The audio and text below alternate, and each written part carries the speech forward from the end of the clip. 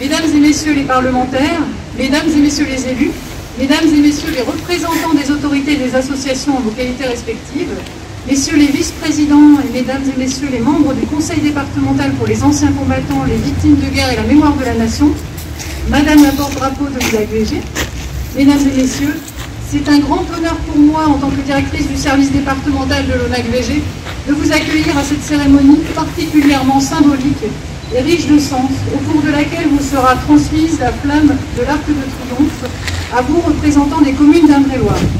Cette commémoration est organisée dans le cadre du centenaire de la flamme, allumée pour la première fois sur la tombe du soldat inconnu sous l'Arc de Triomphe, le 11 novembre 1923 par André Maginot, ministre de la Guerre et des Pensions. La première phase de la cérémonie sera dédiée aux prises de parole. Monsieur le général Éric Breuil, premier vice-président du conseil départemental pour les anciens combattants, les victimes de guerre et la mémoire de la nation, et président de l'UDAG-VG, vous présentera particulièrement la phase d'allumage des lampes et vous délivrera des recommandations essentielles en matière de sécurité. Puis, madame la directrice de cabinet de la préfecture prononcera une allocution. Dans une seconde phase, nous procéderons à la partie pratique, à savoir la transmission de la flamme au moyen des lampes tempêtes. Nous entendrons ensuite notre hymne national avant de garder le souvenir de ce moment par une photo de groupe. Enfin, viendra le moment convivial du vin d'honneur. À présent, je laisse la parole au général Éric Breuil. Madame le chef de cabinet, mesdames, messieurs, avant de vous décrire la phase d'allumage des lampes tempêtes, de préciser quelques mesures de sécurité. Dès que vous aurez allumé votre lampe à la flamme de référence récupérée par l'ONAC sous l'Arc de Triomphe le 1er mai dernier, vous entrez dans un réseau.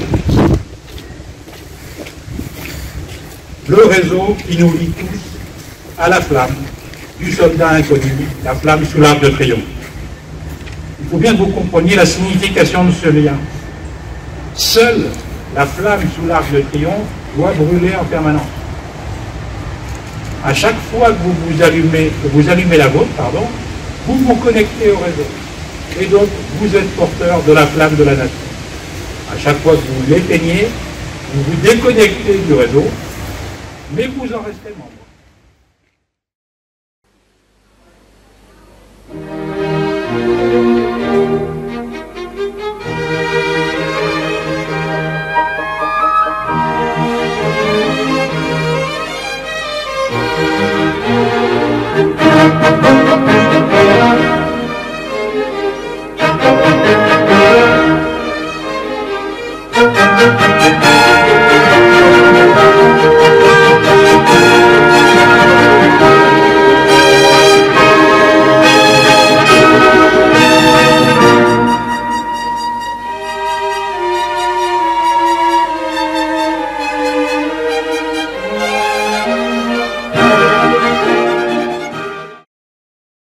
Je voulais en profiter pour remercier le général Breuil et Anne de Gric pour cette belle manifestation que j'ai été très heureux d'accueillir. Je voulais saluer tous les maires, les adjoints aux maires, les présidents d'associations qui sont présents.